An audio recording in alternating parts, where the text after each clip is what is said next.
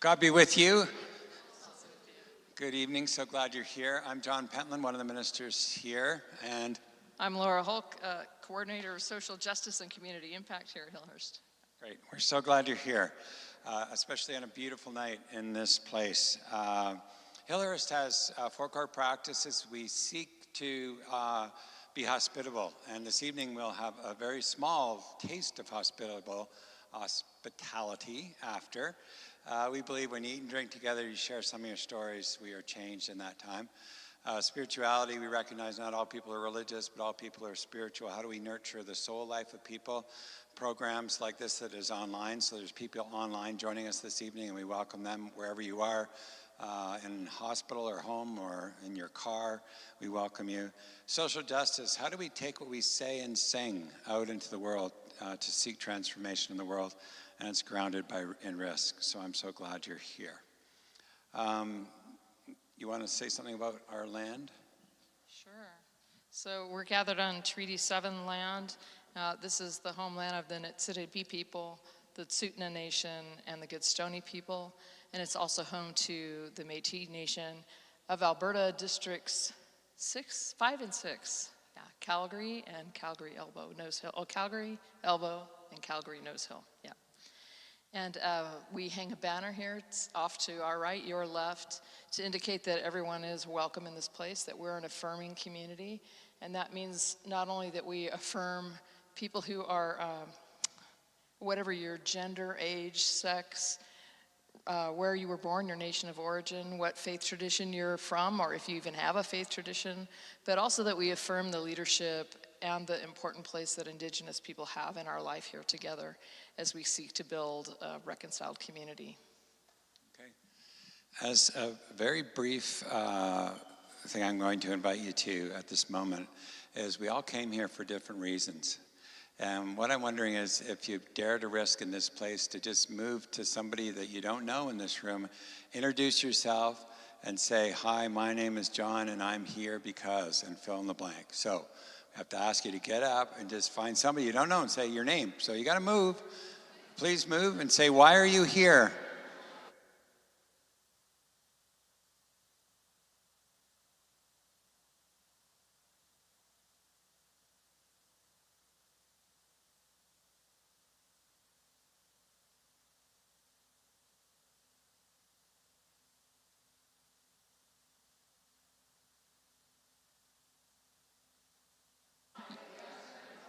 For those of you who are online, you can type it in the chat. Why are you here tonight, and what do you hope to get out of the experience of being in this conversation? Glad you're here too.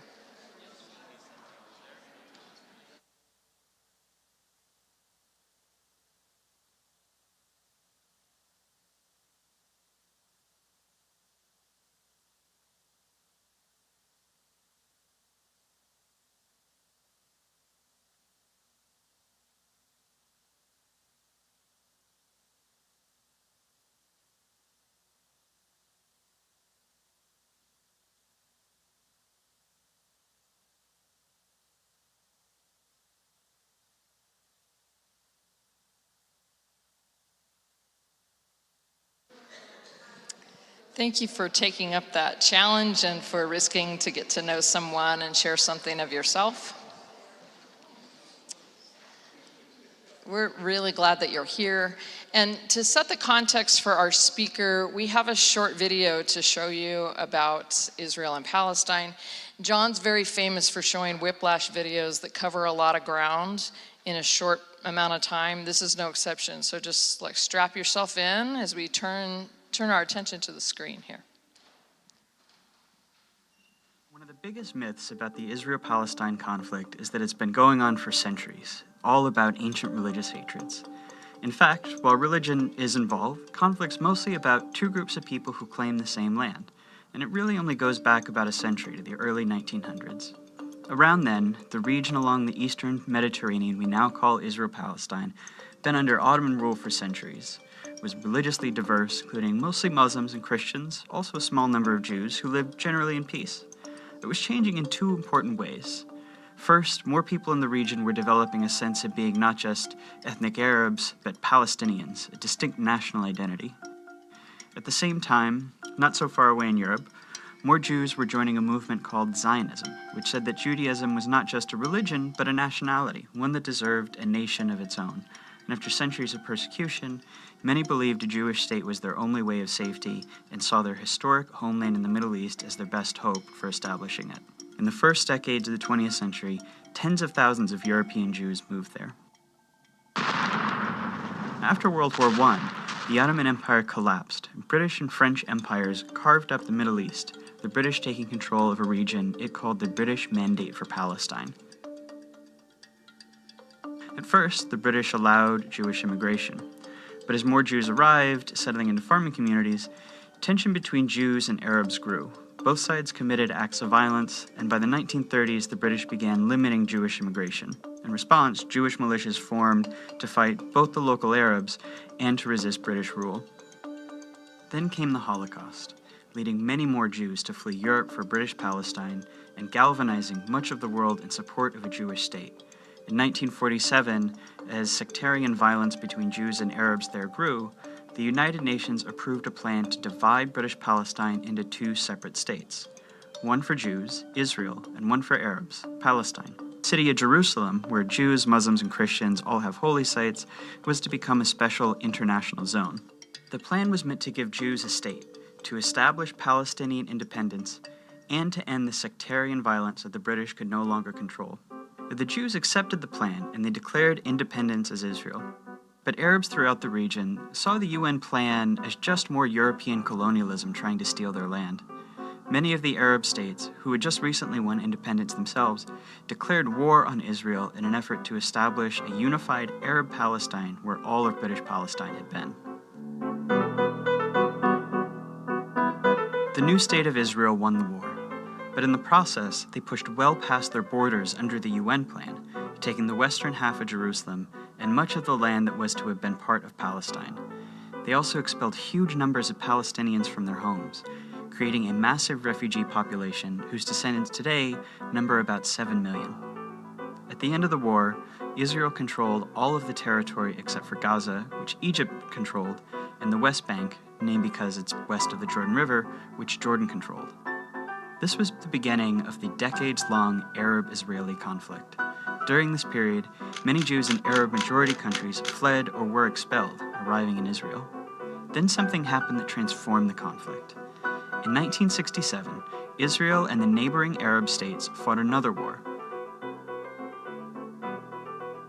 When it ended, Israel had seized the Golan Heights from Syria, the West Bank from Jordan, and both Gaza and the Sinai Peninsula from Egypt. Israel was now occupying the Palestinian territories, including all of Jerusalem and its holy sites. This left Israel responsible for governing the Palestinians, a people it had fought for decades. In 1978, Israel and Egypt signed the US-brokered Camp David Accords. Shortly after that, Israel gave Sinai back to Egypt as part of the peace treaty. At the time, this was hugely controversial in the Arab world. Egyptian President Anwar Sadat was assassinated in part because of outrage against it. But it marked the beginning of the end of the wider Arab-Israeli conflict. Over the next few decades, the other Arab states gradually made peace with Israel, even if they never signed formal peace treaties. But Israel's military was still occupying the Palestinian territories of the West Bank and Gaza, and this is when the conflict became an Israeli-Palestinian struggle. The Palestinian Liberation Organization, which had formed in the 1960s to seek a Palestinian state, fought against Israel, including through acts of terrorism. Initially, the PLO claimed all of what had been British Palestine, meaning it wanted to end the state of Israel entirely. Fighting between Israel and the PLO went on for years, even including a 1982 Israeli invasion of Lebanon to kick the group out of Beirut. The stillness of the ceasefire in southern Lebanon was shattered today by the sound of guns, bombs, and flames. The PLO later said it would accept dividing the land between Israel and Palestine, but the conflict continued. As all of this was happening, something dramatic was changing in the Israel-occupied Palestinian territories. Israelis were moving in.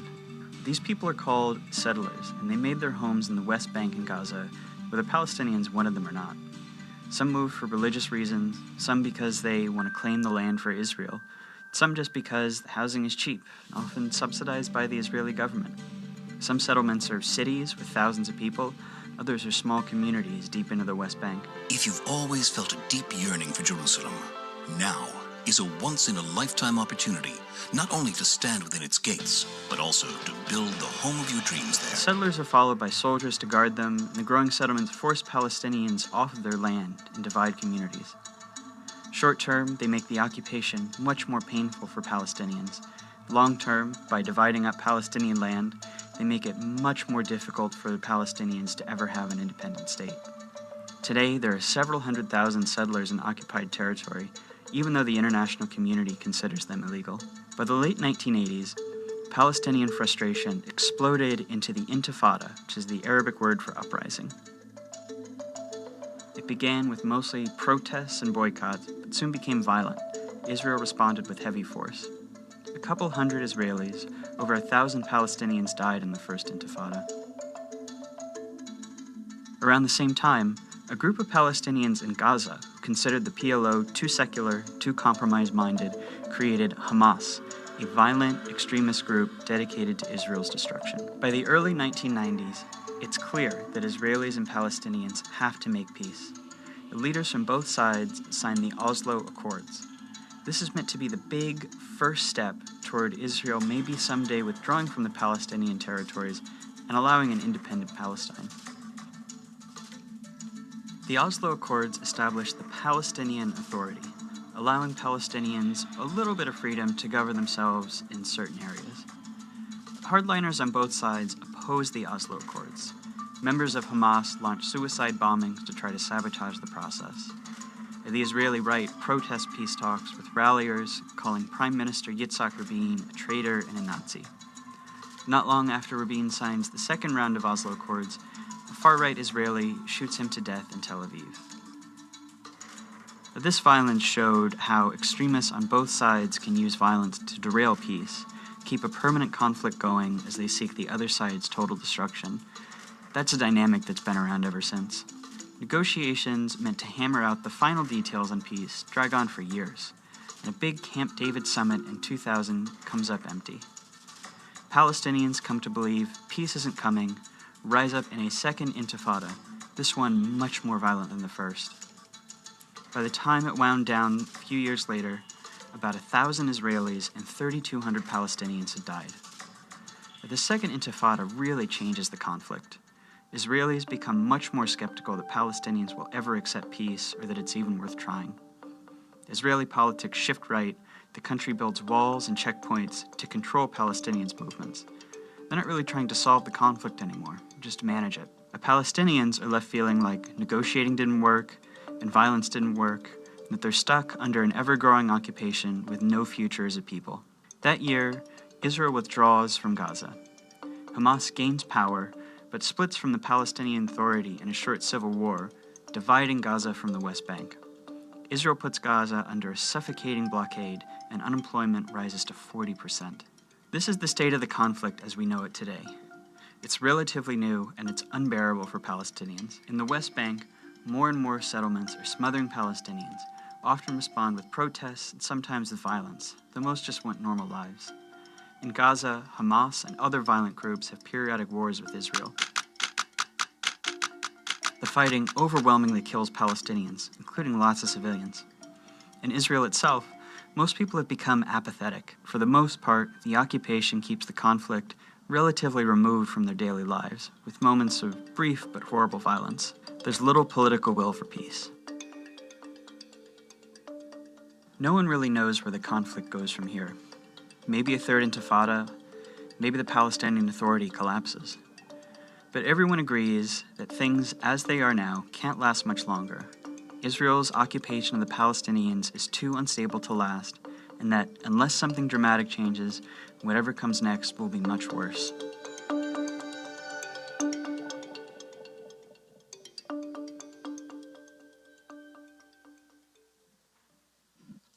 Okay, and as you know, we're at the much worse time.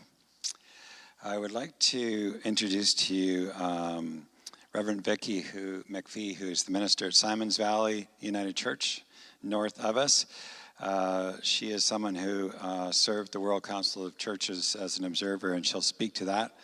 But besides that, as she comes up, it's so important to know that she is married and a parent of 4 kids and is a grandmother. She's traveled to many countries, including Zambia and India and France and Peru, etc. For those of you who are quilters, she's a quilter. For those of you who like movies, she loves movies, and she also loves to read. But most of all, we're privileged to have her come and share her perspective, recognizing that this is complex, and to stand here and to share your experience with it with us, we feel very grateful to you for what you have done and your words that you'll share this evening.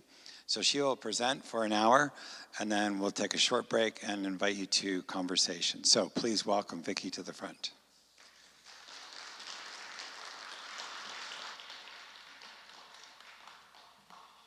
Good evening. Does that sound okay? Oh, excellent. Just to note, that video, I believe, took us up to about a decade ago. I think it was 2012, I think I saw when I was watching the videos, just so you know. So as you know, my name is Vicki. I first went to Israel, Palestine in 2012 with the United Church of Canada as an adult participant on what we call study exposure tours. I learned then of a program called EAPPI, which is the Ecumenical Accompaniment Program in Palestine and Israel. One of our leaders was going back in 6 months later to be an ecumenical accompanier. And so I learned about the program then. And then I came home and lived my life. And when I returned to Israel, Palestine in 2012, I was a leader of a young adult group. And my co-leader was the Right Reverend David Giuliano. He and I took 11 young adults with us for about 10 days. And I was reminded of the EA program. And then, of course, COVID hit. And in the spring of 2022, an email came out by the United Church of Canada asking for volunteers. And at that point, I felt pretty stable in my mental health. My knees were working, and my youngest child at that point was going to be in university the following year. And I was like, I can go do this for 3 months. So I applied. The application process was longer than the time I actually spent away. And I'll tell you about the program in just a moment. But that's what led me to be in Israel and Palestine in January of last year. Right off the top, I'm not going to be talking about Gaza. I can answer questions about Gaza, and I've learned about Gaza along with all of you since October 7th. I knew some before, but Gaza is blockaded, and the United Church of Canada, for the most part, we don't enter that area. And then as well, fully recognizing that Israel needs to be a state, Hamas is terrorists. So we all agree on this. Israel, as a state that is an occupying power in the West Bank, has responsibilities. And so that's what leads me to my presentation tonight. All of my photos and stories come from my 3 months there, but I can answer questions later if you would like, because I've kept up with the people that I befriended while I was there. So the Ecumenical Accompaniment Program in Israel and Palestine was created by the World Council of Churches when Christian Palestinians were crying out in the early 2000s for people to come observe at checkpoints. The wall was going up, and because the wall was going up, checkpoints were being created, and Christian Palestinians simply wanted the international community there to see how people were being treated. You can Isaac, if you can go to the next screen, please. Thank you. So, not knowing, I created my presentation before the video, so some of this is going to be a repeat, but I'll make my way through quickly. This is the region, and the darker line outlining the West Bank, that is the green line. And the green line is named such that when they were making up the territory in the 1940s, they literally just used a green marker. So that's why it's called the Green Line. And so the West Bank is the lighter shade on the right side. It's to the left, or to the west, I should say, of the Jordan River. So that's why it's called the West Bank. Gaza is down in the bottom left. And then everything in between the Mediterranean Sea and the West Bank is formally the state of Israel. In 1948, Israeli Independence Day is also known as Palestinian Nakba. Nakba stands for, or is Arabic for catastrophe. So that was the time, the day in which people were told, you just need to leave for about a month until we get things sorted. Pack up what you need for about a month, go away, and when we get everything sorted, you'll be able to come back. And they've never been allowed to return. And so the catastrophe refers to the time in which people lost their homes and lost their land. I don't know what the next slide is, so let's go. Okay, so at that point, they moved into refugee camps. This is the entrance to Ida Camp, which is right near the wall in Bethlehem. And the key is at the entrance to the camp because the key is the symbol for the right to return. Every refugee has the right to return to their land, to their home or to their land. Ukrainians have the right to go back to Ukraine and gain access to their land or to their home. And if their land and home have been destroyed, they have the right by international law for compensation. So the key is a symbol because that's often what Palestinian families was the only thing that they had left of their homes. And so the key is a very important sign, symbol. In 1967, it was the Six-Day War, and that's when occupation of the West Bank and Gaza began. And this is what we now refer to as saying that the occupying power has responsibilities. So this is when the State of Israel began to occupy the West Bank. Now, occupations, military occupations, are not unfamiliar. There was an occupation of Japan, occupation of Germany, and usually they last about 10 years or just over 10 years. It's been 50 some odd years, 57 years since, if I'm doing the math right, I am, 57 years since that occupation has begun. And the Fourth Geneva Convention states that there should be, in an occupied territory, that there should be no collective punishment. So that means if John does something wrong, I'm not going to punish the rest of you for his behavior. So no collective, but you're not going to do anything wrong. So we're good. No collective punishment. No removal of people outside of the territory. So when Russia went into Ukraine and they started taking prisoners and children across the border from Ukraine into Russia, there was sanctions within 2 weeks by the international powers. Most prisons, jails where people are detained, are outside the West Bank. Prisoners, detainees are forced to cross the Green Line into the State of Israel. So people are forcibly removed. There are to be no removal of resources. Let me just back up for a second. And then this, so you can't remove people from the territory, but no, the occupying power shall not transport its population into the territory it occupies. And that's what I'm going to be talking about mostly tonight, is the settlements. And I'll come back to that.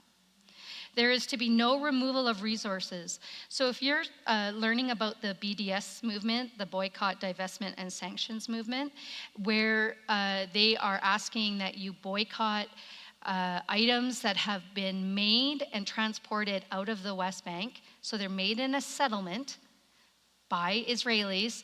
I'm not saying by Israelis that they're fake, but it's that it's made in Israel. It's not made in Israel. It's made in a settlement in the West Bank, which is occupied territory. If they are using water to grow the fruit or vegetable and then they transport that out, they've stolen the water. So that is the argument, or that is the basis, the foundation of the boycott movement, is no resources shall be removed from the occupied territory. And within a military occupation, there is to be no discrimination on the basis of race, nationality, religion, or political opinion. And I'll be coming to that. I'll come back to that. There are about 5 million Palestinians living in the West Bank and about 500 Israeli settlers. What's the next slide? Oh, here we go. Okay, leave it here for a moment, please. Thanks. There are 5 million Palestinians, approximately, and 500 Israeli settlers. Any Jewish person around the world who has any person around the world who has a Jewish grandfather has the right to aliyah. Now, any of us that have done our religious studies knows that Judaism is passed through the mother. If your mother is Jewish, so are you. But in order to populate the state of Israel, they have broadened, so this is not a religious requirement, this is a civil decision. They have made the rule that the most tenuous line that you can have in order to declare yourself Jewish is to have a Jewish grandfather. And if you have a Jewish grandfather, you can commit aliyah, which means returning to your homeland.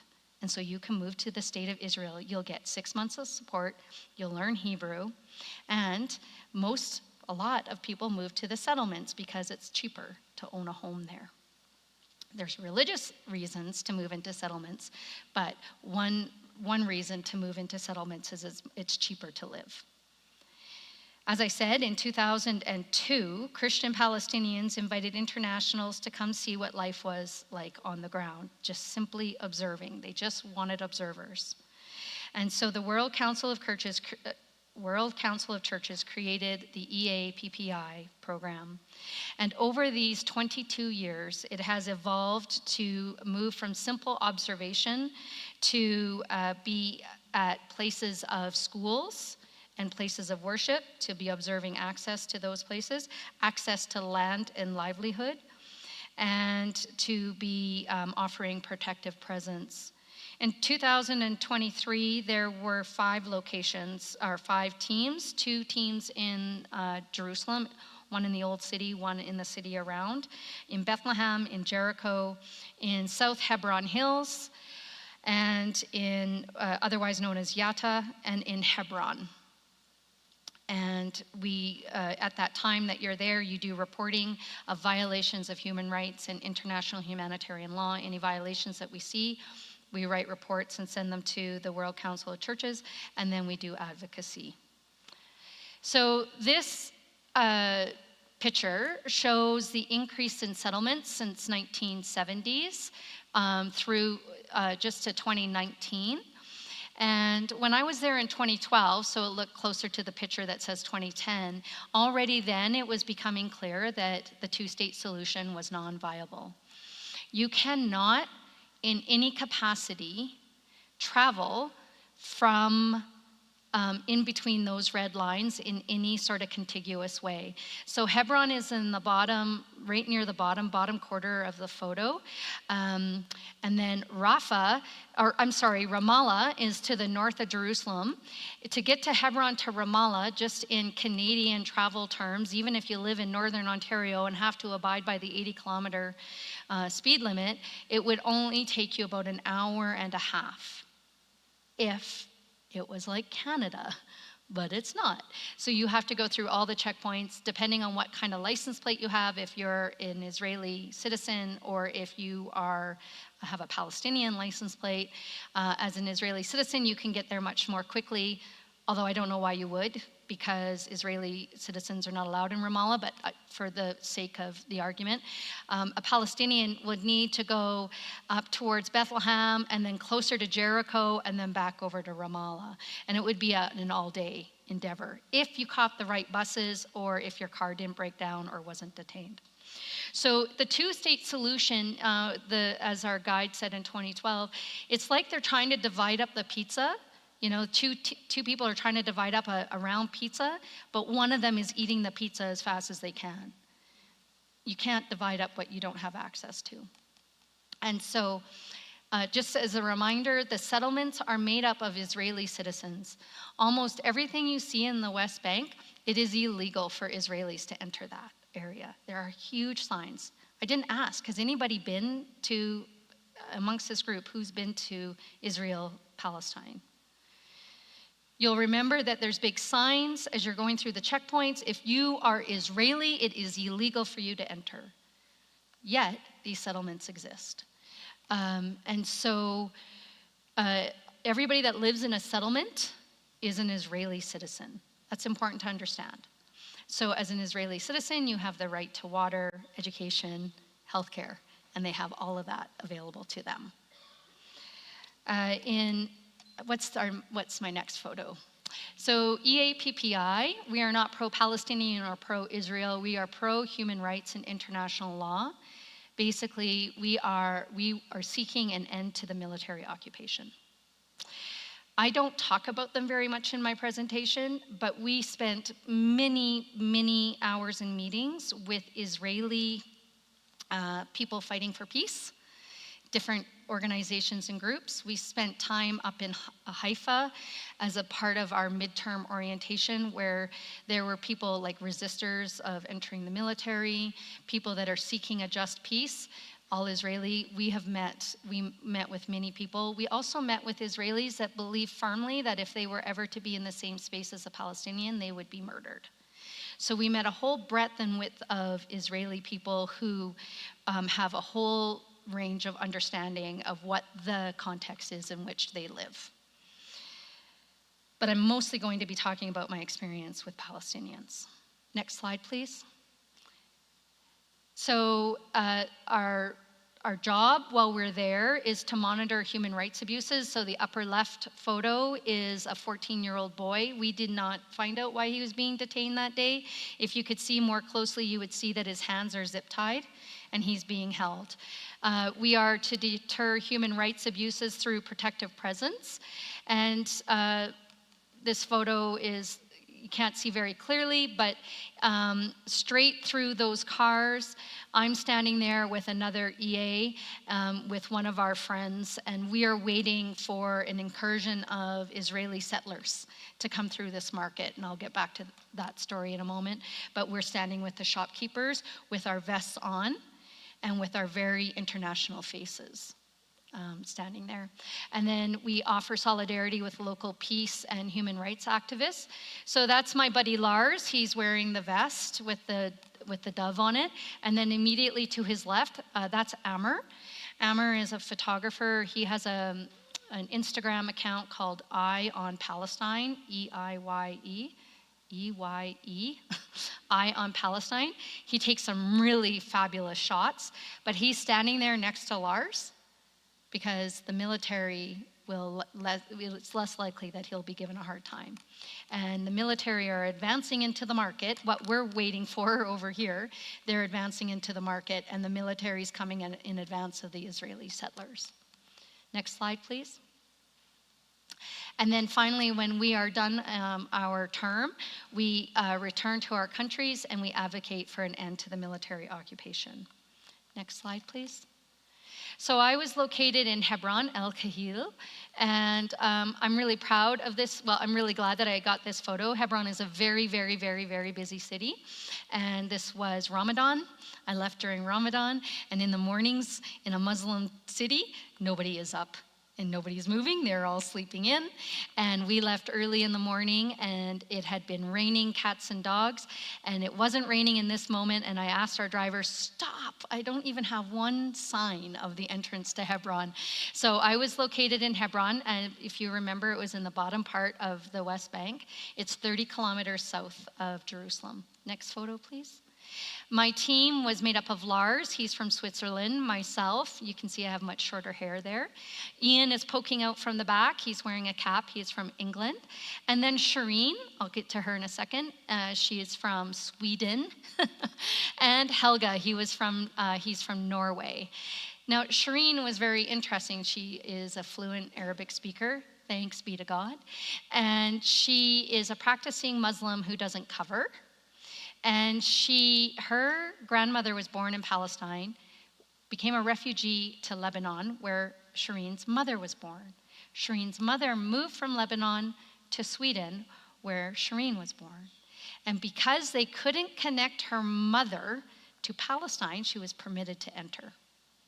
If her mother place of birth had been listed as Palestine, she would not have been permitted to enter. And we were so lucky having her on our team because she spoke fluent Arabic. I took Arabic lessons twice a week. It's not enough. So it was a real benefit to have her on our team. So we make up these cards and we leave them with all the shopkeepers and all of our friends when we leave. So you can see all the teams when you go to a certain shop. So that's why that card has been made up. Next slide, please. Okay, so a little history on Hebron and why every time I told somebody I was being placed in Hebron, people who know the area went, "Oh, you gonna be okay?" I'm like, I think I'm gonna be okay. So Hebron, this is a mosque. It's the Ibrahimi Mosque. It is the mosque, if you remember your Genesis and your book of Exodus, where Isaac and Ishmael buried their father and their mother, Abraham and Sarah, are buried here. So it is a very deeply religious place in the religion of Judaism and of the Muslim world, of Islam, and for Christians, which is how Christians get to go there, even though it's deep into the West Bank. You'll notice on this mosque that there's a menorah at the top. So 2/3 of this mosque was taken in 1994 by Israelis. In 1994, a Israeli settler from the nearby settlement of Kiryat Arba came to the mosque during Friday prayers of Ramadan and killed 29 people and injured 125 people when he opened fire. I won't say his name, but it was devastating. Palestinians immediately were locked down for a month. They couldn't work or go to school, and Israelis had free movement in the area. Why Hebron is so contentious and why this could happen is because up until 1994, Israelis, settlers, and Palestinians could live side by side. They could live just down the block from one another. Like they tell stories of we used to go to one another's birthday parties or celebrate children's neighbors' birth, like when they had children. So an extremist from the nearby settlement, that settlement is considered the template for all other settlements. It's one of the first settlements made in the 70s.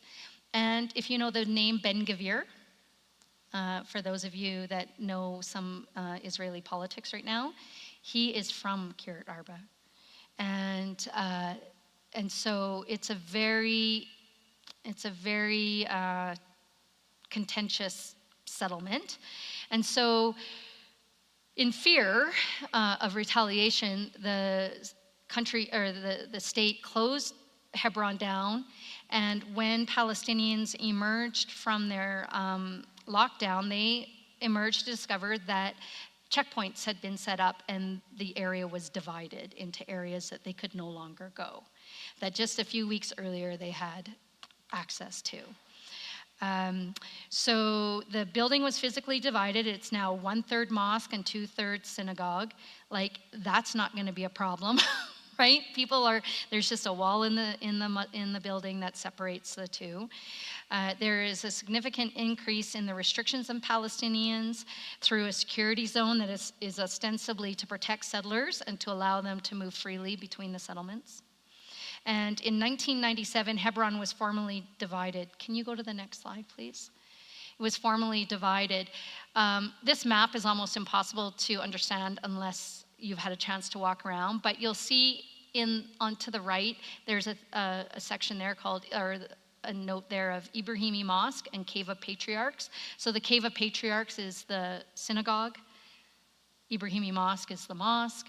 And all of that gray area is all Palestinians live there. There are settlers that live there. And it is highly, highly militarized. And so you'll see where the cemetery in Tel Rameda, that's about there. I'm going to be telling you a bit about a school that's near there. And we lived way over here. So if there was anything going on, any conflict or clashes happening, we were away because they all would take place in this area. So we were safe at night. We always had to be home by 5 o'clock.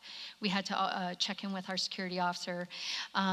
So it was, you can see all the divisions, you can see the checkpoints, the circles with the crosses in them, and I'll be telling you about some of the checkpoints, but this is what they came out of their homes, to discover that everything had been divided. And so, next photo, please. So this is Shahada Street. Those of you who've been there might remember or have been in the area. This is called the Sterile Street or the Dead Street. So no Palestinian is permitted to walk down this street. And the only reason why I have pictures is because I'm not Palestinian. I'm international with this face and my passport. I can walk down this street. All of those shops are all been shuttered. If you go to the next photo, please. This shows how busy that street was before Hebron was divided. And this was the main market area. And they in 1997, woke up that day and everything was welded shut. All of their goods were trapped in there. They had no access. They just immediately just had to walk away. And so this was done in an attempt to keep the Palestinian population separate from the Israeli settler populations. So every once in a while, I'm going to make a mistake and refer to Palestinians as Muslims. There are Christian Palestinians that live there. There's 2% of the population, Palestinian population is Christian. It's declining as well, but there are Christian Palestinians. Next photo, please. Okay, so the role of the military in the West Bank, the IDF, the role of the IDF is to protect settlers and to allow them to live a life as if they don't live in conflict. They are not police. They don't arrest Israeli citizens. They will detain Palestinian citizens. In military occupations, in this military occupation, there are two sets of laws. The first law is Israeli civil law, and guess who lives under Israeli civil law? Israelis, so settlers. And then there's military law, and everybody else lives under military law. And so for the military, for the IDF, if a settler manages to buy, and this only happens in Hebron, this doesn't happen in other parts of the West Bank of where it's so integrated. And there's a long reason, like a long history for that, but it's too long. I could be here all day explaining the history of Hebron because it's such a important religious center. But basically, if a Palestinians live in their life and their neighbor decides to sell, and somehow an Israeli settler manages to buy it, the first thing that will happen is the IDF will come in and set up a perimeter. Now that Palestinian who has lived there all their life, whose parents probably lived there all their lives, now has to give up driving their vehicle to their home because they're not allowed to drive their car to their home. They have to then walk all of their goods in. They have to register all of their family members and have them go through a checkpoint to get checked off in order to get past the perimeter. Then they have to also tell their friends, you're not allowed to come visit me. I have to come visit you. Oh, and you can't ever leave your home alone. You can't have your house empty because then the settler will do everything they can to break into your part of the building or into that house and take it over, and squatters' rights go. So it's a very, very difficult thing for neighbors. And I don't have a photo of it in this slide deck, but if you look up caged home for Hebron, you will see a home in which it's just covered in cages, basically, because that situation happened, and every time the settler neighbors walked by, they threw rocks or they shot out windows. So then the Palestinians put up guards on their windows and their doors, and now they essentially just live in a cage, trying to protect what they have. Now, IDF could be standing here, the house can be getting damaged here. It is not their job to police the Israeli. It is their job to stop the Palestinian from stopping the settler. So what would you do if you're in your house one day and somebody starts banging on a window? You would come out and do some yelling and you would shoo them away or whatever. And then the military would be right there saying, nope, do not touch them. And so this is how Hebron is a microcosm of what's going on, or what before October 7th, of what was happening in the West Bank, is because it was so intensely there. I will just go back to that for a moment of the two laws, Israeli civil law and military law. On my first day, not far from here, by the way, that sign says, if you see anybody with this, you can't see it because the banner is folded, but anybody with this dove, phone the police. They support BDS, which is illegal. So we weren't allowed to wear our vests in that area. But it was really, this is what I saw on my first day, and it kind of freaked me out. And they said, be prepared for your face to be on a banner, because they really want to scare you to leave. I never did get that, but I had my passport taken several times. I had my photo taken several times. So it was uncomfortable. But not far from where this is, I was at the scariest checkpoint. It's checkpoint 56. Doesn't mean much to you folks, but the scariest checkpoint. If you hear Hebron on the news and there's a clash, it's happening at checkpoint 56. It looks like a war zone there. You'll see a photo of it in a few minutes. It's all like burnt tires, and like everything just goes to hell in a handbasket at checkpoint 56. So we were at checkpoint 56. I had forgotten something up at the school. We're coming back through. It was my first day, and we were in transition. The old team, I was with one of the people that we were following, taking over from. His name was Bryn, and we're heading towards the checkpoint, and a woman is calling us, from a Palestinian woman, and she's like, look, look, look. And we look up, and there's a road, a hill, and this huge rock comes bounding down the road, and we got out of the way. We were okay. And Bryn looks at me, and he's like, you stay here. And he goes trucking up the hill, and he's got his phone on video. And I'm like, I'm not staying down here. I'm keeping an eye on him, because I don't know what's going to happen, and I at least want to see what he's doing. So we go up around the road, and it was an Israeli settler, about 12 years old, a settler boy, was hucking rocks down the road at Palestinian boys. And all of a sudden behind me, all the IDF left the checkpoint. There's 3 of them, fully, they got all the things on them. They've got their machine guns, they've got their tear gas, they've got everything. They go running up the road, and they go up to the settler boy, and it's like, go home. And he goes home. And the Palestinian mamas come out of the house, and they say to the Palestinian boys, go, go, go, go, go. And they go home. End of story. If it had been reversed, that boy that was 12, if he had been Palestinian, he would have been detained. He very likely would have been taken away, and it might have been a month or 3 months before he saw his parents. There is a different law for Israelis than there is for military. Israeli law, you can't be detained. You have to be like 16 to be detained without charges. Under military law, it's 12. Children as young as 9 and 7 have been taken and kept for a few days without being allowed to see their parents. And it's all because military law is different than Israeli civil law. And so when you hear that what is happening in this region is apartheid, this is the basis of that truth, is because 2 people, everything else about them being the same. The difference is one is Israeli and one is Palestinian, and they are charged or held differently than the other. And so we could have lots of discussion around what the word apartheid means and when to use it or not use it, but that is the foundation of why there is a declaration that this area of the world is under an apartheid regime. So, next photo, please.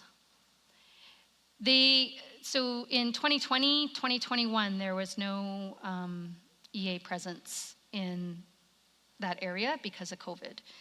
And then they returned in January, of 2022. So in Hebron, there were 9 incidents that people recorded. In 2022, there were 63. They believe the increase is because we weren't there for 2 years.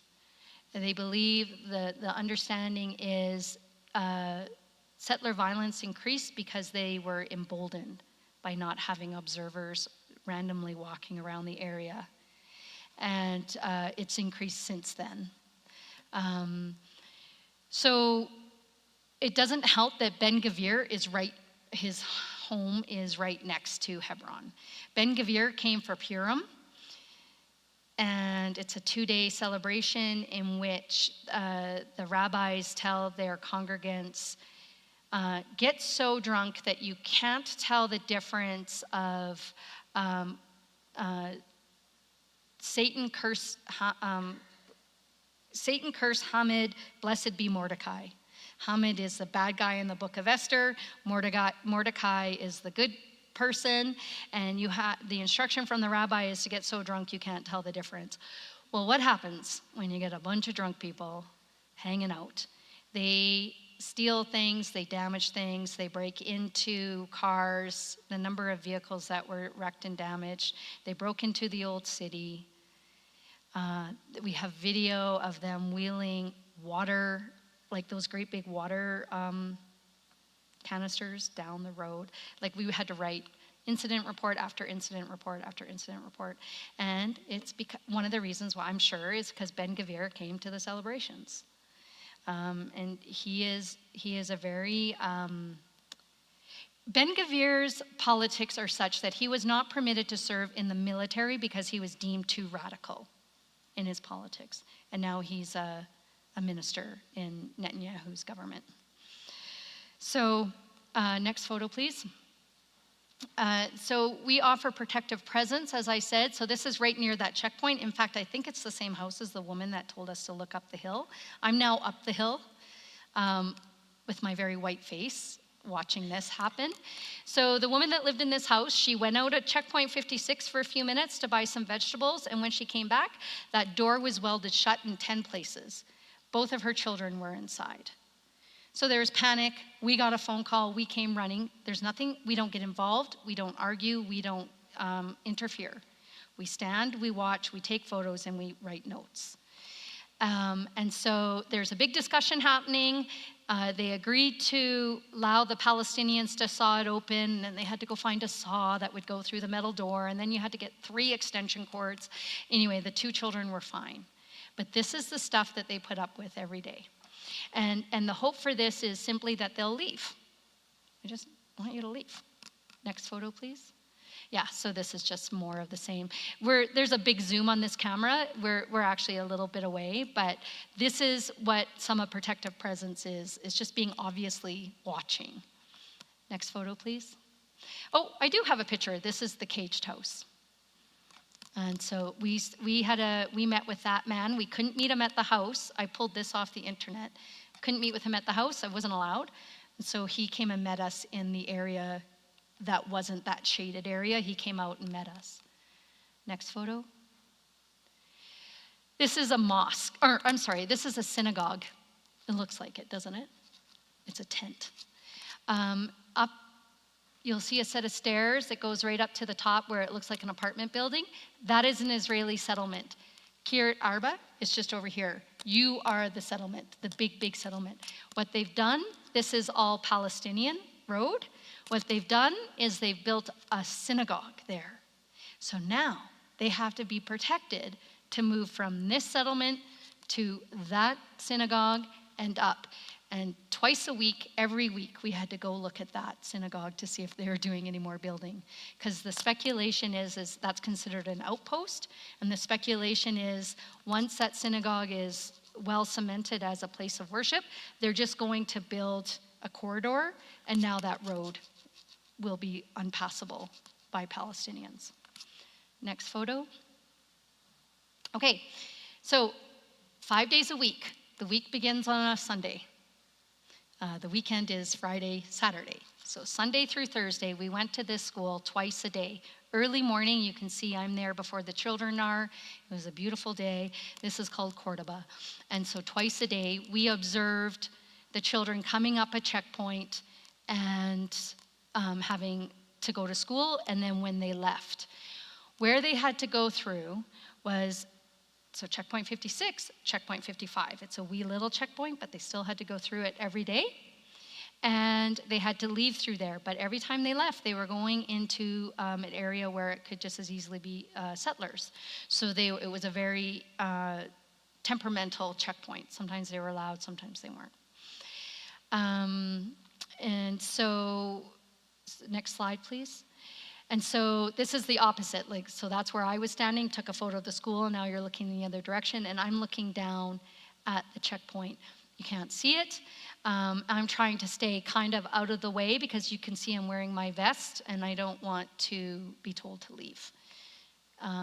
Next photo, is it? Oh yeah, so that's checkpoint 55. It looks kind of no big deal, but all of those children are being detained from leaving.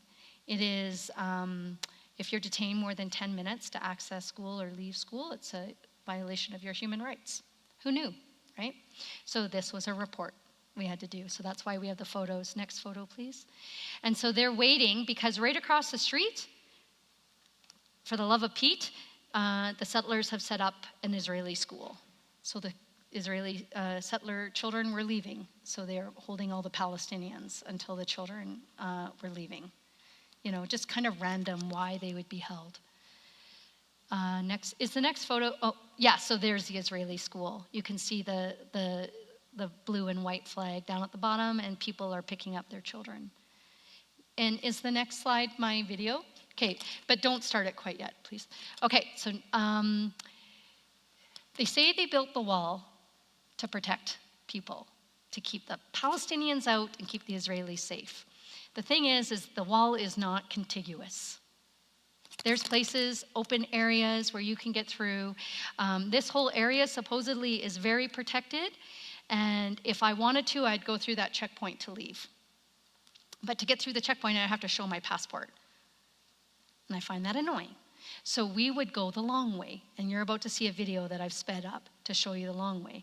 So when I say they had to go through the checkpoint, they didn't have to, but they could have taken 15 extra minutes and climbed up a big hill and gone over a bunch of rocks, and they could have gotten to the school without it.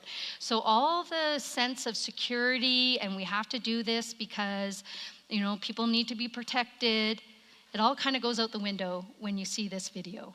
And this is going to show how I'm going to go from where I was, Ian and I, to checkpoint 56, which gets us out of this whole protected area. Good morning. Ian and I are just wrapping up our time monitoring the checkpoint 55 at Cordoba School. And so our options now are to walk down the path that I'm about to walk and turn right and exit checkpoint 55, at which we would probably have to show our passports and we can't wear our vests. Or the other option is to go the slightly longer way. And so let's see what that looks like.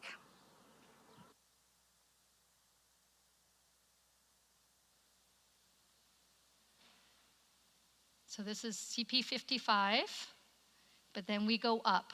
There's a little kindergarten here, and so we always had to stop and wave at the kindergarten children. We don't show children's faces, or we try not to, so that's why I didn't pan the camera over. You can see the very safe staircase and why I needed good knees to be in this area.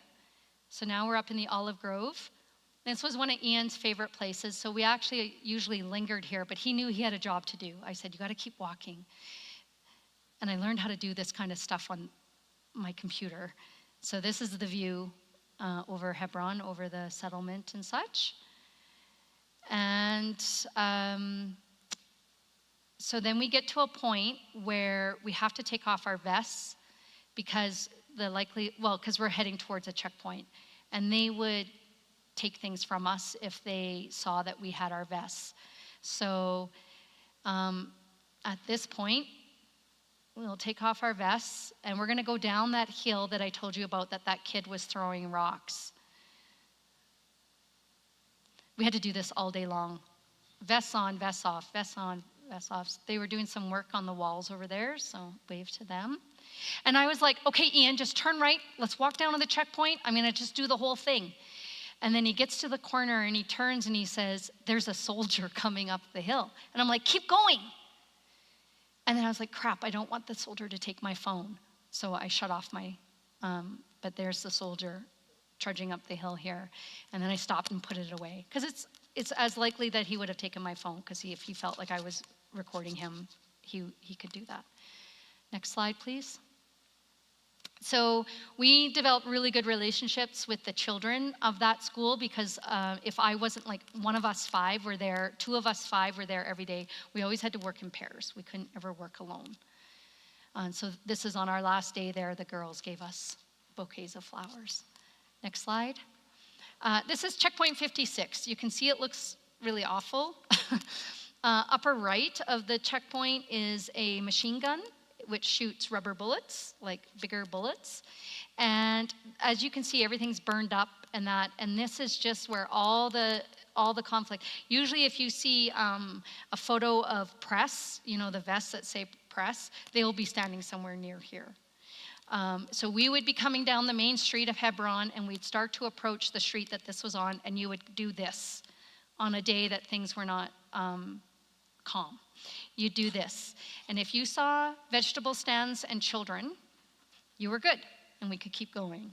If there were no vegetable stands and there were no children, and particularly if there were men with black masks on, you turned around and went home, and you called the security officer and said, yeah, something's happening, don't know what. Next photo, please. So we had to leave that checkpoint from the school every day, and we came out into Palestinian-controlled area, and this man, no matter how cold it was always wearing a t-shirt. He would see us from across the street. He was a shop owner. He would run over to a coffee stand, and he would come give us coffee every morning. A lot of Palestinian men have the same name, like Mahmoud, Muhammad, you know, like just very repetitive names. So he was t-shirt guy. That's just how you say, which one? Oh, t-shirt guy. Next photo, please. Somebody asked me once, what was the scariest day? The scariest day was this day.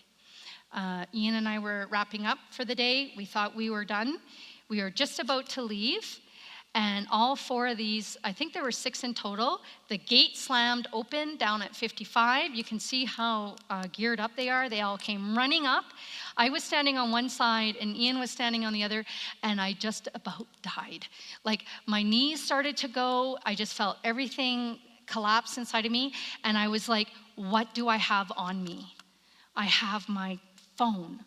I have my notebook. I didn't make any notes today. It's going to be okay, because we always ripped out our notes at the end of every day so that we weren't giving away information.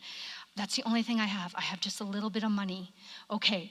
And then they went rushing by, and then I moved over and sat next to Ian, and they were looking for a teenager that they couldn't find. And then they walked out, and one of them had the nerve to give me a little wave.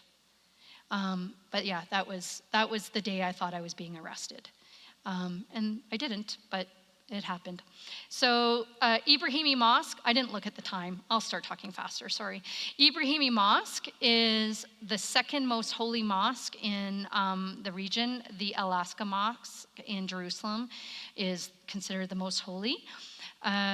You can see the cages that the shuttles that people have to walk through. So this is in the inside of the old market, and all of this is, they're being detained. They're being detained from going to a house of worship.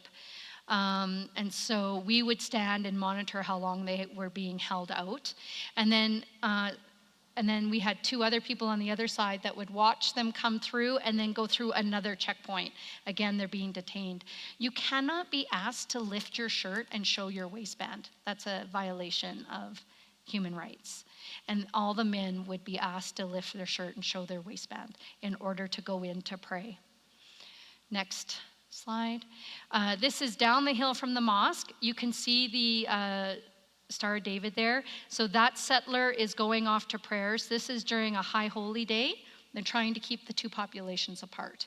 People are coming for prayers, and others are going to prayers, and they're crossing each other, and it's a very tense spot. Next slide. Oh, at the end of that yellow is the beginning of Shahada Street, where Palestinians would all have to turn left because they couldn't keep going straight. So this is me crying. This is on Easter Sunday morning, Western Easter, April 9th. I was exhausted. I needed days off. I had the day off. I got a night in Jerusalem at a guest place. And for 45 minutes, I had been praying to a God that I do not believe is interventionist, but I was really hoping was interventionist that day, because I kind of forgot that all the checkpoints were closed. Like, no Palestinians were allowed to move through checkpoints that day because it was Ramadan, it was Passover, and it was Easter. And Passover took precedence over everything else. So because it was a high holy day in Judaism, Palestinians all were refused the right of movement.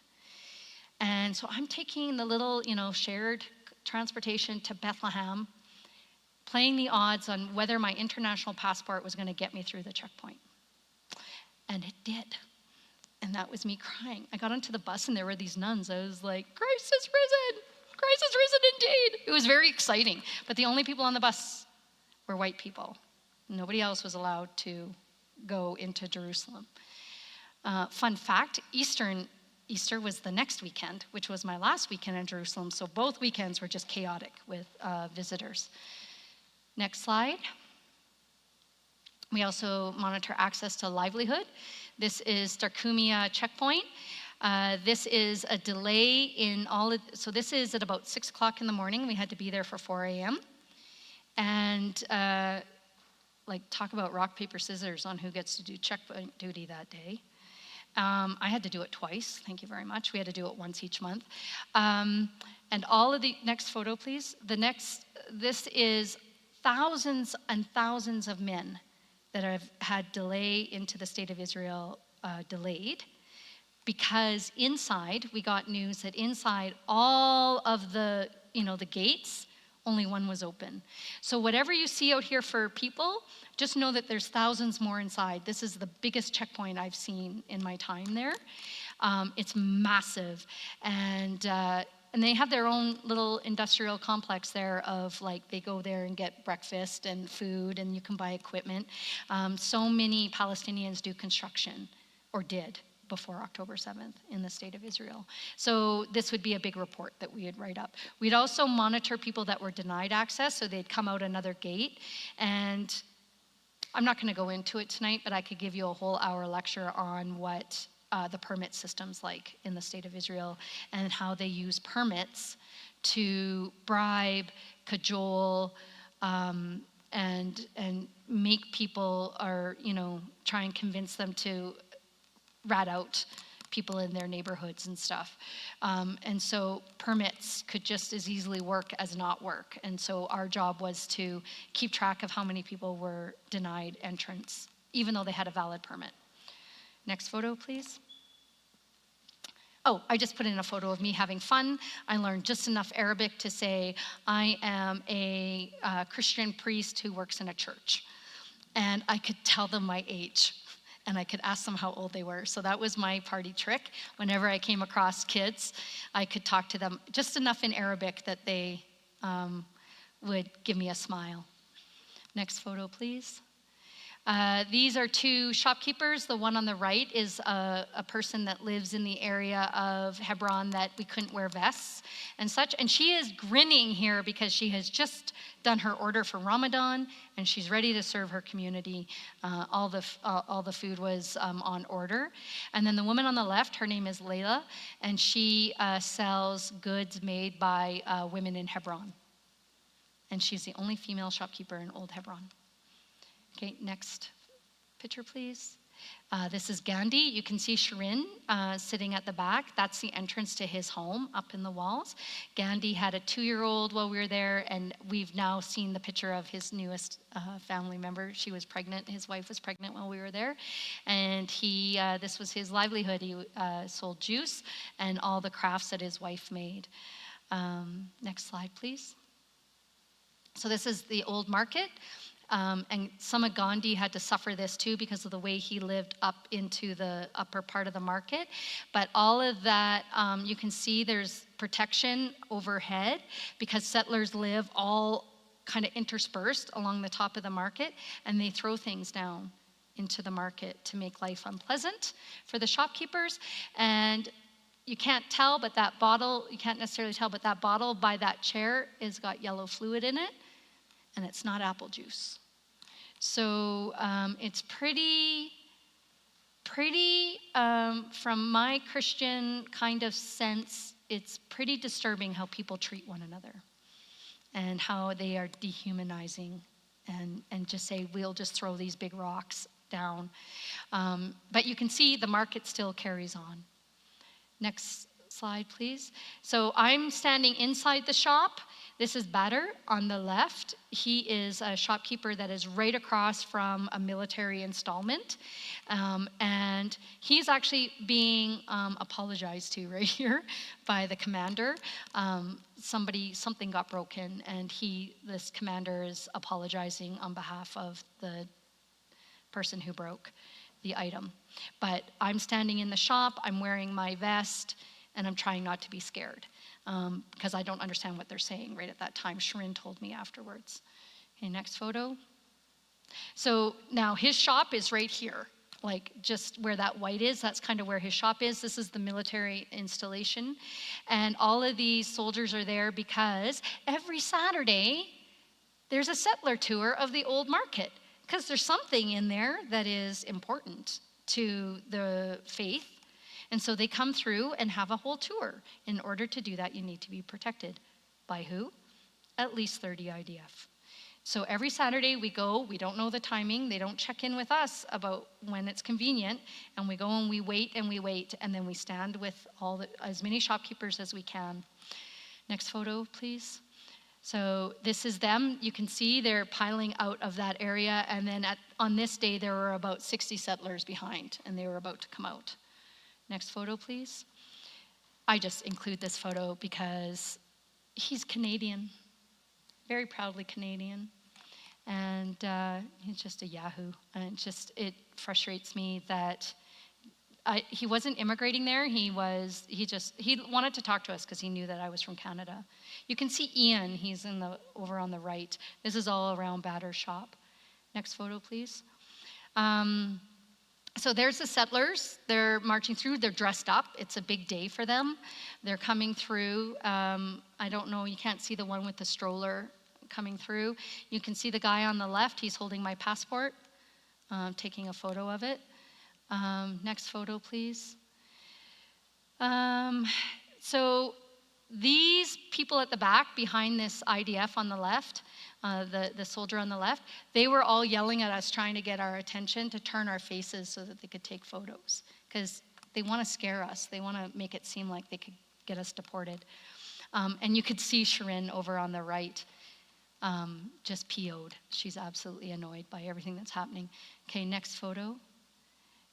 So the woman on the left, those are tear gas canisters, and the guy in the middle has got the launcher, and that's what a spent tear gas canister looks like, bottom right. Next photo. And another photo. Yeah, this is just more photos of all the military in this small market. Next photo, please. Okay, back to Checkpoint 56. Another responsibility is to support local peacekeepers. This is Zidane. He is blind in his left eye, and his teeth are dentures because he got the crap knocked out of him with his own mallet that he had to do construction work. And he was coming home from doing construction. The IDF took it and beat him with it. So he's at Checkpoint 56. His office is just right here. And he is the most resilient, fierce person that I met.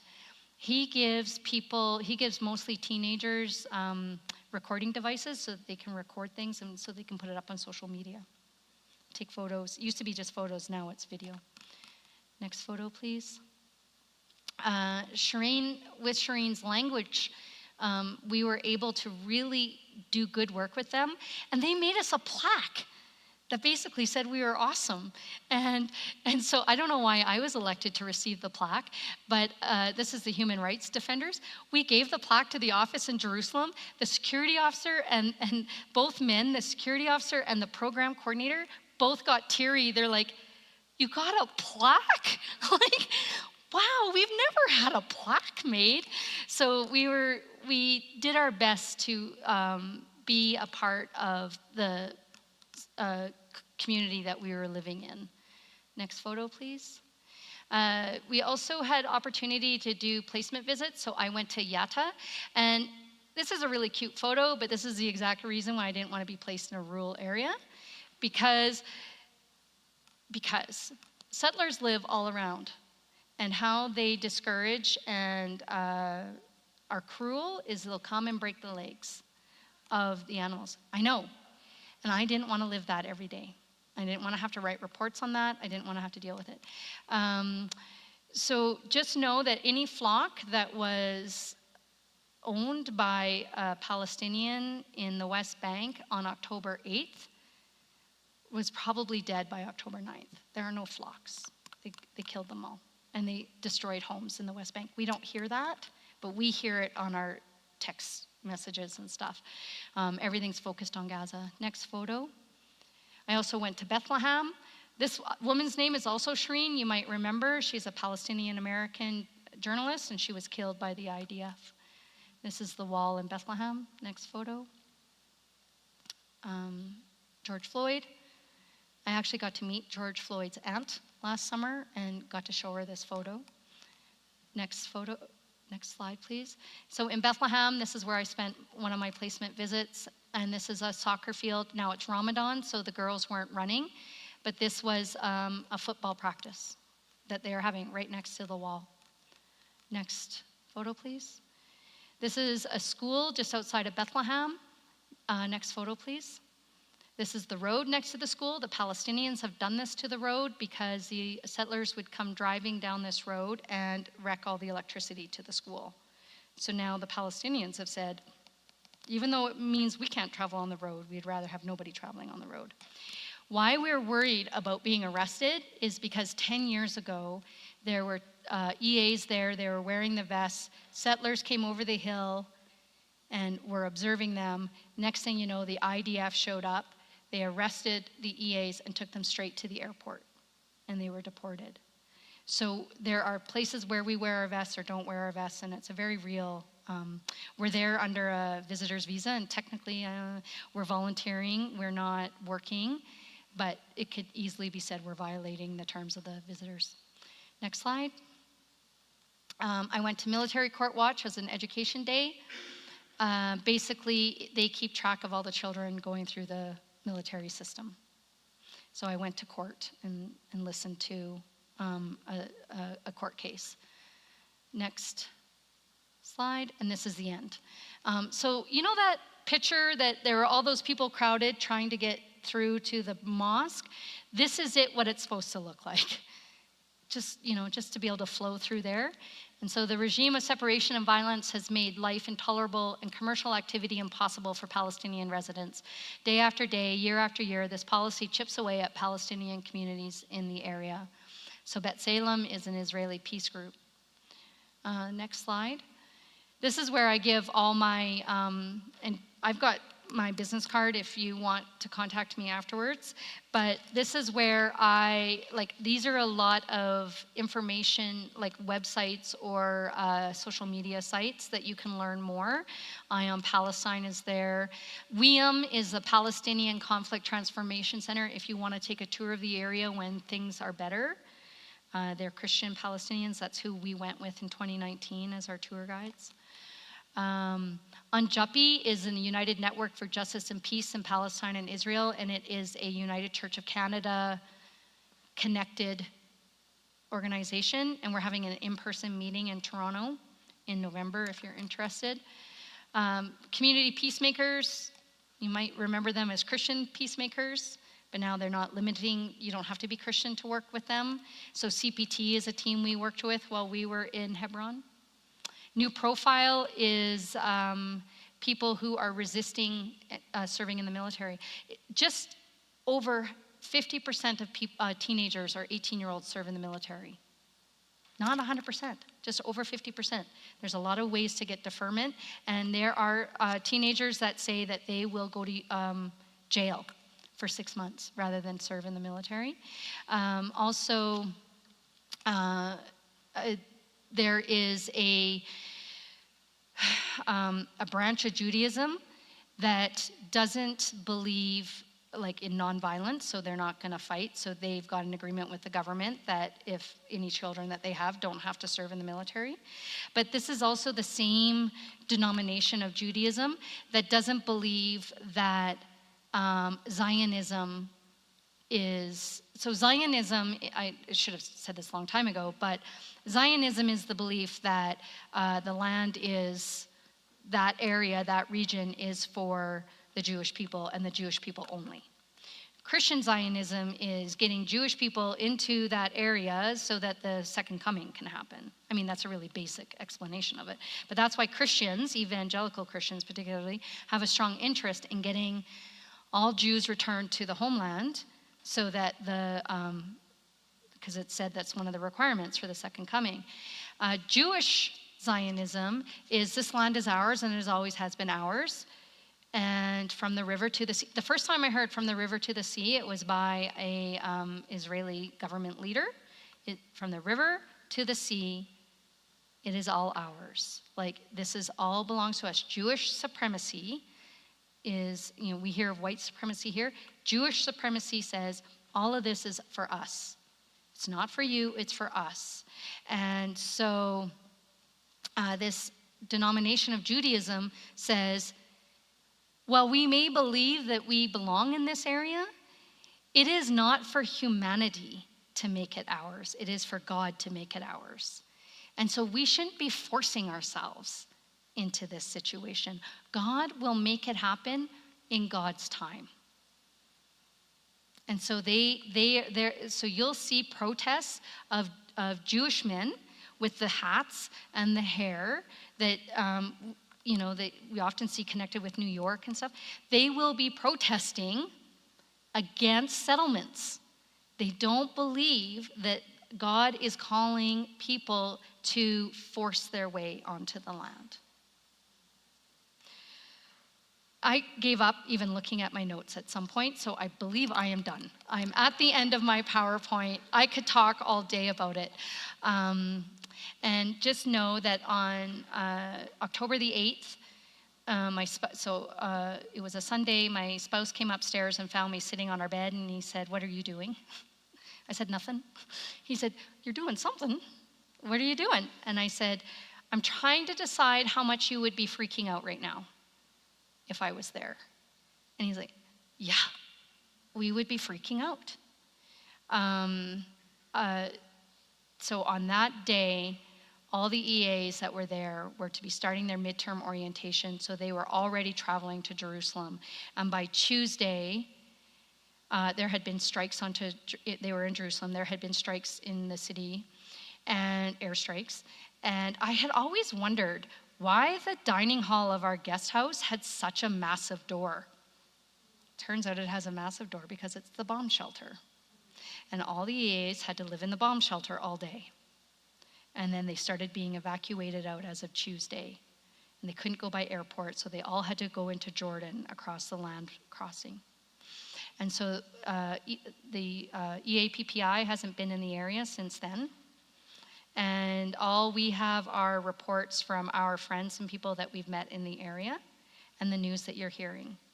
But we're not hearing in the news what's happened as a result of Gaza, what's happened to the people in the West Bank. So that's what I've got. 100%, yep. If people talk amongst themselves, I've talked a long time, so. Okay, we'll take a 6-minute break. Help yourself here. 6 minutes.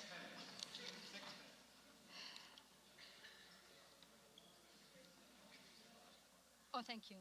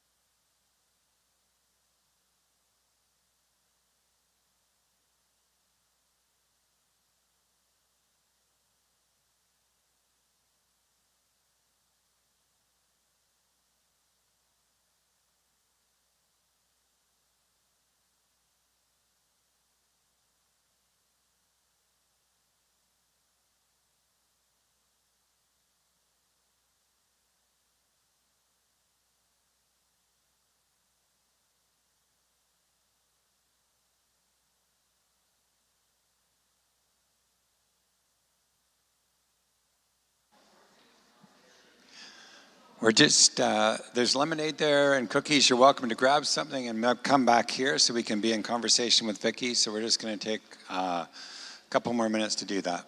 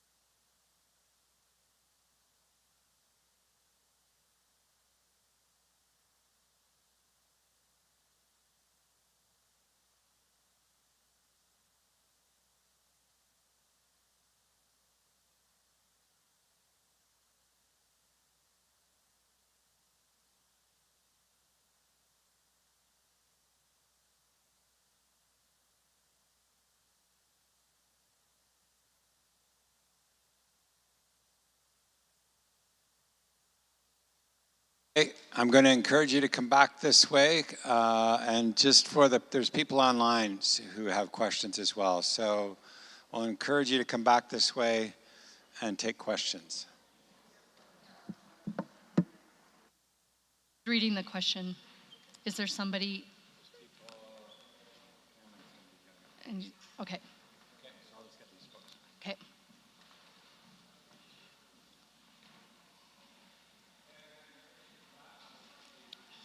So there's one story that I didn't tell, and I have a video, but I could be here all day telling you stories.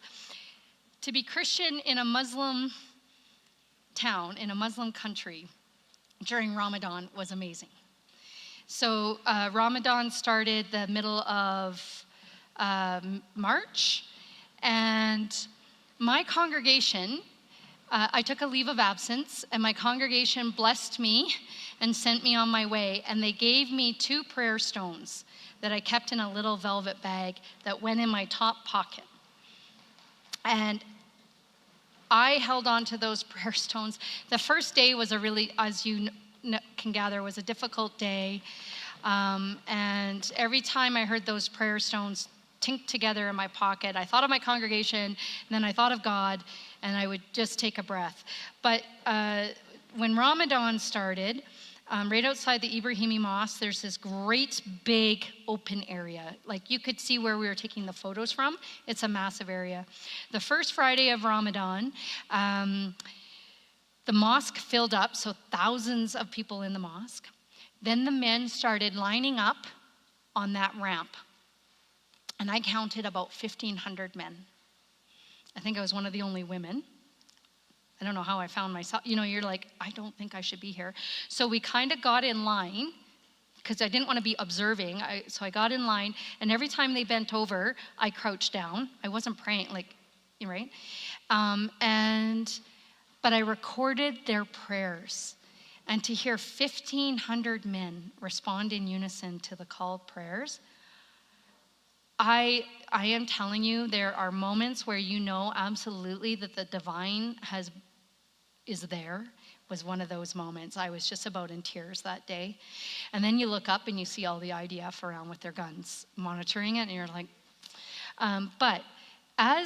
so Shireen was practicing, and she said it was all right for us to eat. But what we did is we didn't eat or drink once we left the house. It's a half an hour walk to our work site and a half an hour back. So we'd leave the house at 6:30 in the morning, and sometimes we didn't return until 2:30 or 3. You know how hungry and thirsty you get between 6:30 in the morning and 2:30? And I'd be walking along. I was often paired with Shireen, and I'd be walking along, and I'd be like, and she's taller than me. Everybody's taller than me. And I'd be like, I'm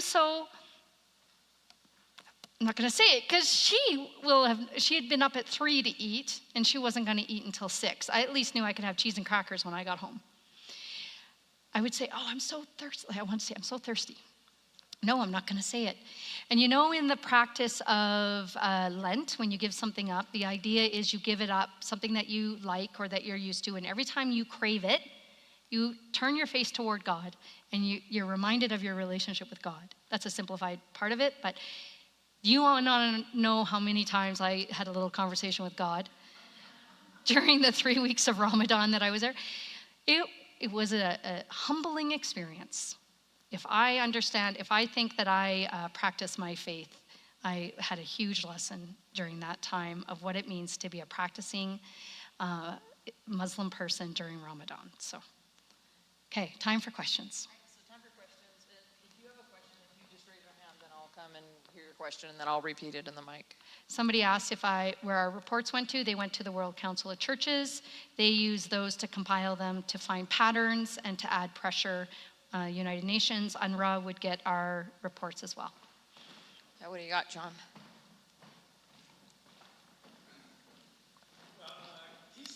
You mentioned, or you touched on it, peace groups in Israel, Israeli peace groups. Could you comment about that? People who don't agree necessarily with a part of the system or the government. What percentage is there? 10% of the people like that?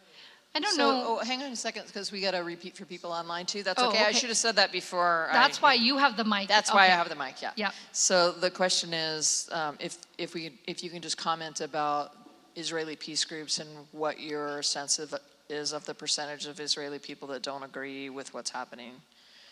So roughly who knows, right? I'm not a sociologist of the state of Israel, but there are Israeli citizens in the state of Israel that have no idea what's taking place on the other side of the wall. They have no clue. They're living their life, and it's annoying when things, I'm not going to say Gaza, but in the past where a rocket would come in, that would be annoying, but they don't know what life is like.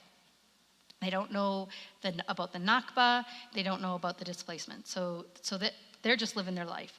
There are people who are aware of the military occupation and the suffering that's happening under it, and they are doing everything they can, civil disobedience and such.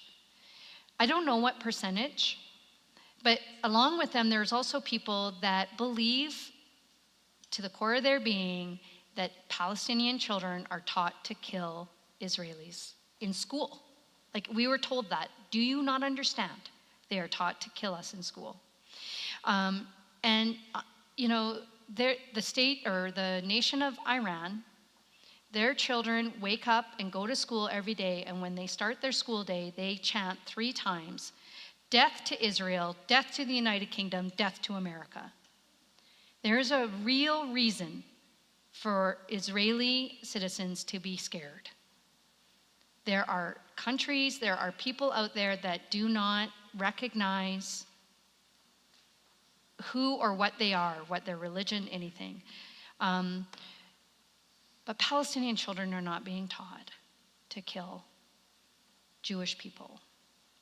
There's terrorism, of course, but I don't know what percentage, but there was enough that we met that gave us hope. Mm-hmm. Questions online or in the house?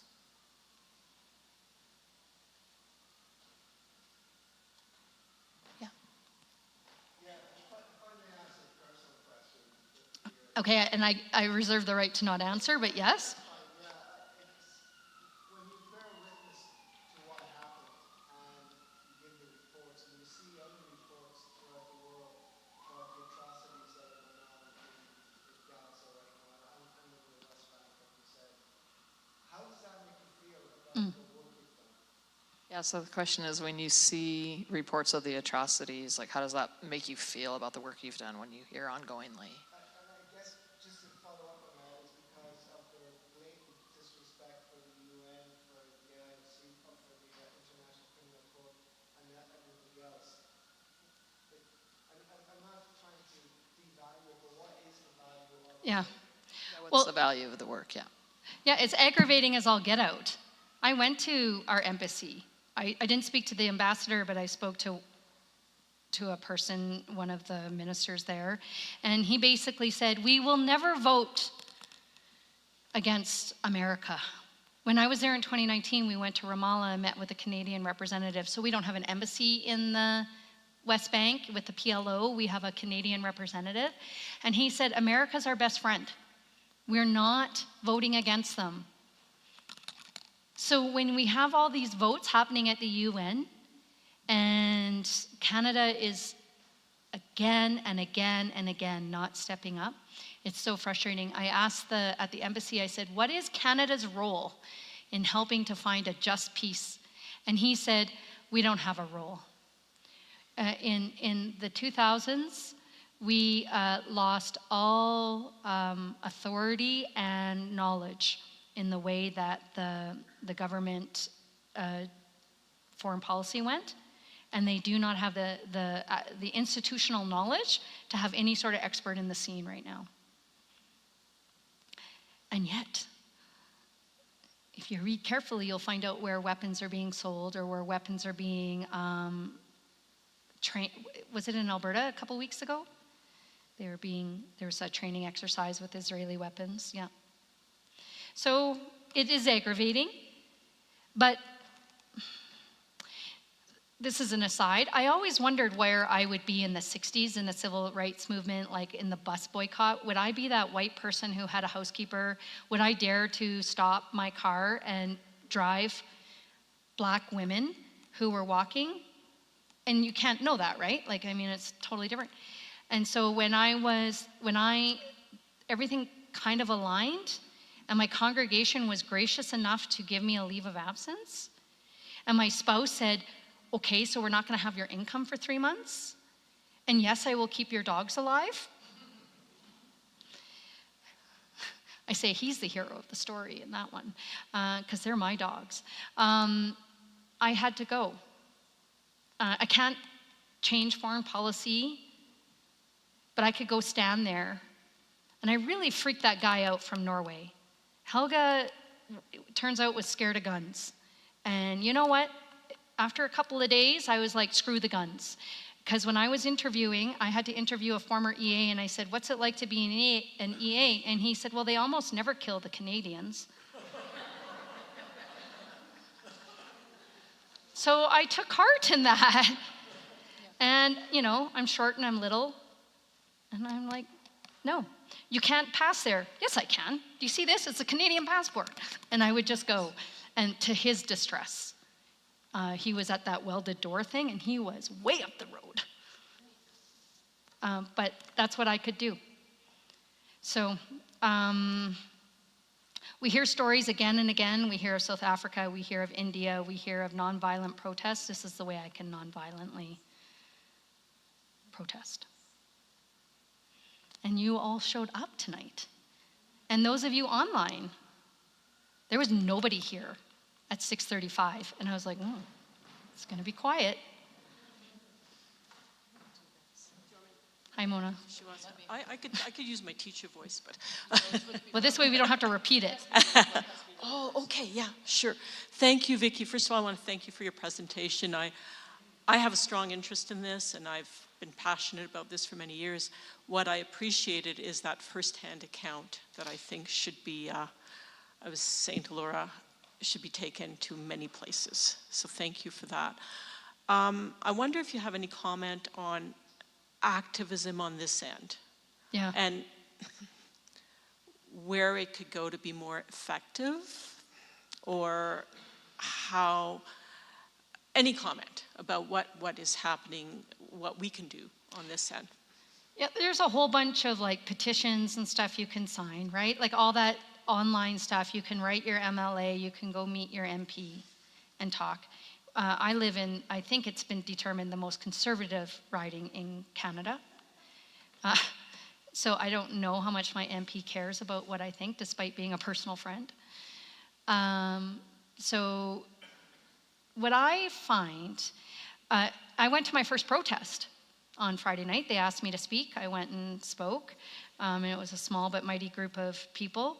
But I don't know how much that breaks through. I can't help but think, for those of us that are in this situation, is that we keep our eyes and ears open. If you're walking through, name any big box store, last time I saw something, it was in Costco. If it says made in Israel, do a little research. If it was made in a settlement, if you can figure that out, if not, email me and I'll help you. And then write the company and say, why are we taking resources? Why are you allowing resources to be taken? Now, it feels really difficult right now because Israel is under attack. So it's a bit challenging that way, but settlements are still in occupied territory. It's possible for settlements to leave. They left Gaza. So it's, so that's part of the boycott. The other thing is when you're in conversation with people, or when you're in community discussions, you can't, fighting is not the right word, but ask people to be curious. I wonder why you think that. I wonder what led you to believe that. Because that's not how I understand it. Or, I don't fully know, but that doesn't sound right to me. Any bigoted language, basically that kind of how to be nice, not to let bullies dominate the conversation. And throw my name around in vain. I listened to somebody named Vicky, and she was there, and this is the story that she told us, because it is too easy to be generic. They said, they did. And a phrase that I have on my wall in my office is, truth depends on when you start the story. So if this story starts October 7th, that is a different, again, I'm not diminishing or lifting up anything that's happened, but the story, if it starts October 7th, is different than the story that started October 1st, or the story that started in 1967, or the story that started in 1948, or the story that started whenever it is, 1919, did they say the British Mandate? Yep. Ian, every time, I'm in Inglaterra, so that means I'm from, and I'm in Canada, and I'm in Inglaterra, and he would say, I'm sorry, every time. I'm from England and I'm sorry. And so even that phrase, when you're having a conversation, why won't they ever get along? So somebody else said to me, it's only been 70 years. And you look back over history about the creation of nations and nation states, 70 years is not a lot of time. It just feels really hellacious right now. It doesn't just feel, it is. It is a hellacious time. So I don't know, Mona, because we are simply in this very privileged area of we don't have a lot of authority or leverage. Yeah. Yeah, so Mona said it has to come from education. That's actually what I told Justice for Palestinians and Independent Jewish Voices this week, is they want to keep protesting. And I'm like, yeah, but after a certain point, that's like an echo chamber, right? Yep. And if you don't bring more people, if you don't find a way to bring people into the conversation, and I think the way to do that is through personal experience, whether you're hearing somebody's personal testimony or whether you're seeing it yourself. I mean, that's what our lives tell us over and over again, is what transforms is story and connection and experience and friendship. I feel like I've gained a lot because there's a person in my congregation that opposes almost everything I do around this topic. I had to explain myself in 2019 while I was going, and every time I'm doing something like this, I think, if she was sitting right here, would she be sitting with her head down, or would she be open? And so and so far she's been open. So I've been trying to use my words and my language for education, not for to be antagonizing. Also, there's a person in my congregation who literally heckles me during the prayers for the people. Heckles me from the back of the sanctuary. And I finally said, buddy, really? He says, you will not say the word genocide. I said, no, I won't. But it's a genocide. I said, okay. I said, do you want to know why I won't use the word genocide?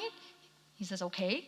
I said, because you're not the only person sitting in the sanctuary. We have a wide breadth of people of understanding and belief, and I want them to keep their ears open as long as possible, and I don't want them to think, oh, there goes Vicky again, because I can do that. I don't know if you've gathered that about me so far tonight. I can go to that spot. It would be easy to. But when I'm doing prayers for the people, I pray for everything around that peace will enter into the hearts of the Hamas leaders, that peace will enter into the hearts of the State of Israel leaders, and the bombing needs to end, and the starvation, and this and that.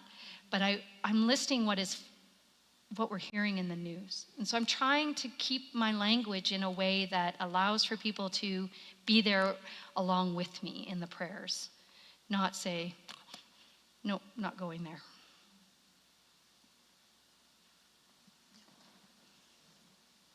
The ecumenical program that you were involved with, the observation, I think you said they're no longer there right now. They're not in place right now. Yeah, it's been suspended. Right. So they're trying to get people to go, but they've got to determine that it's safe enough. Okay. So for us looking for observed information, these groups that you've listed up here would be good sources for us?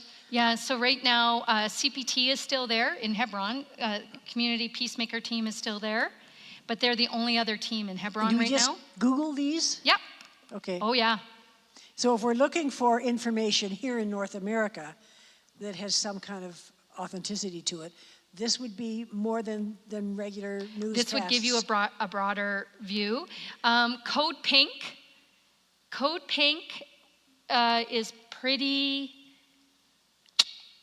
they're pretty they are Jewish people who are really opposed to Aliyah and going and living the high life in Israel. They're American. Oh. So just know that they're a little bit at the edge. They're the ones who show up in Congress all wearing pink, and they're really aggressive in a peaceful way.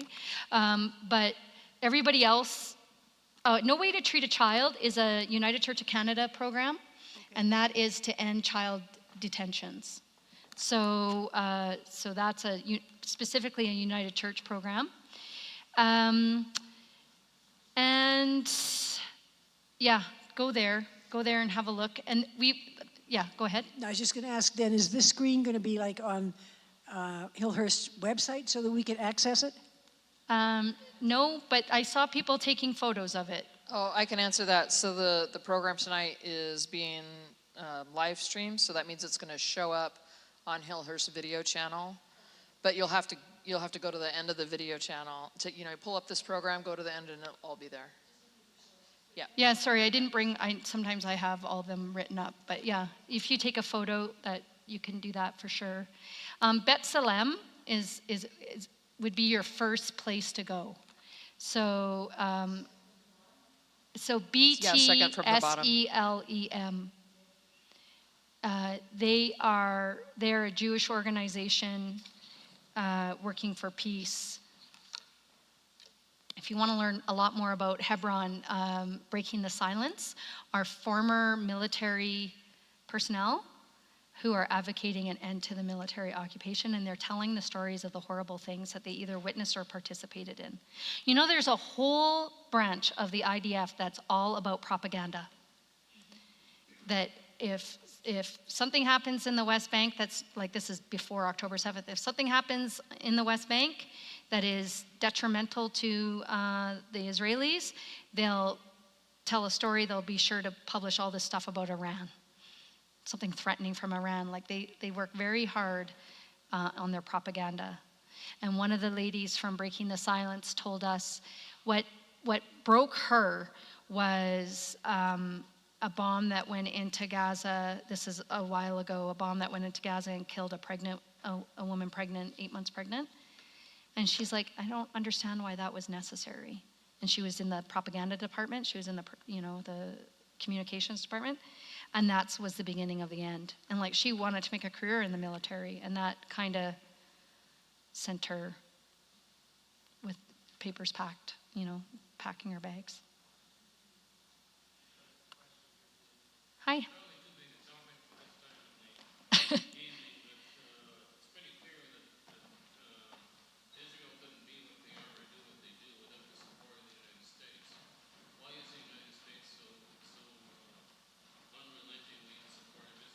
Yeah, So the question is, why is the United States so unrelenting in its support of Israel?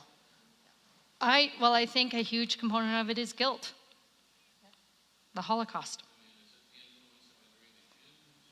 Nope. I think it's two things. I think there's a huge amount of guilt over our bad behavior in and around the 30s and the 40s. And the horror that was discovered once the Second World War ended. I think that there has been a concentrated effort on North American Jews on the right side of politics, a concentrated effort to use the term anti-Semitism so that it's a weapon. So as soon as, if you're critical against the state of Israel, and then you're told that you're anti-Semitic, then that derails the conversation. They conflate. And then, gotta love them, the evangelical Christians supporting settlements. And it's something they believe fervently in, that all Jews should return to Israel. And so that doesn't help. I do not know what Biden's deal is with Netanyahu. I don't quite get that. Yeah. And so, to be clear in everything is if what we're talking about is decisions made by the state of Israel. And when you talk about the state of Israel, that's not criticizing Judaism, and it's not critiquing Jewish people. It's critiquing policy and decisions that have been made, and this military occupation. And their government is in an extreme, Netanyahu, in order to keep power, has had to move further and further and further to the right, because they have a coalition type of government. I know way more about Netanyahu than I ever thought I would. More than you wanted to, right? All right, Vicki. Yeah. We really want to thank you for, in the first place, having the bravery to go there and to do what you've done, and to be called from your heart and from your spirit to stand with people who are suffering in such an atrocious way. So one round of applause for a very brave woman.